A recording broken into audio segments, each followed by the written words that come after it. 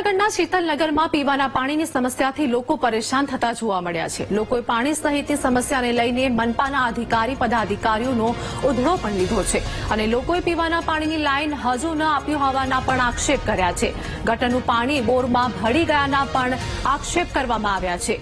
Mayor, deputy mayor સહિતના અધિકારીઓ આગામી ચોમાસાને લઈને નિરીક્ષણ કરવા નીકળ્યા હતા, જેમાં નિરીક્ષણ દરમિયાન લોકોએ પોતાની વેદના ઠાલવી રોષ પણ વ્યક્ત કર્યો છે।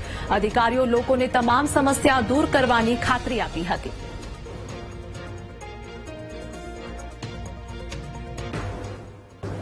અમે છેલ્લે લગભગ આજે 10 દિવસથી મહાનગરપાલિકા કમિશનરશ્રીને એક અરજી આપેલી હતી અને અમારી મુખ્ય 3 રજૂઆત છે। આજે કોર્પોરેશન થયું એના આટલા વર્ષો થયા છતાંય અમારા ઘરે શીતલનગરમાં પીવાના પાણીની લાઈન નથી। કેન પ્રકારે દર વખતે જ્યારે રજૂઆત કરીએ ત્યારે એવું કહે છે કે તમે જો પૈસા ભર્યા હોય તો પહોંચ બતાવો। બીજી વાર એવું કહે છે કે લાઈન તમારે નાખેલી હતી પણ તૂટી ગઈ છે।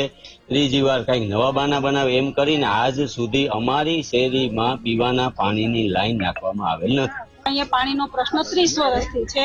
અમારે નળ કનેક્શનનું પાણી અમારા ઘરે પહોંચતું નથી। અમારે જે પાણીનો દાર છે એની અંદર અમારે પાણીની સ્મેલ આવે છે કે નથી। અમારે કોઈ વરસાદનું પાણી આવે છે, વરસાદનું પાણી અમારા ઘરની અંદર વહી જાય છે। ગટરનું પાણી આવે છે, વરસાદનું પાણી આવે તો વરસાદનું પાણી ઘરમાં જાય અને કોઈ સુવિધા જ નથી આવી। વરસાદનું પાણી અમારે અહીંથી અમારી લાઈનમાં આવે છે બરોબર। અમારી આખા ગામનું પાણી અમારી સોસાયટીમાંથી નિકાલ છે। વરસાદનું પાણી આવે છે અમારે ત્યાં અને કારવાનું પાણી પણ અમારે ત્યાં આવે છે, એટલે અમારે બે સાઈડથી પાણીની તકલીફ રહે છે। લોકોની થોડીક માંગણી હતી કે પીવાના પાણીની પાઇપલાઇન એમને જોઈએ છે।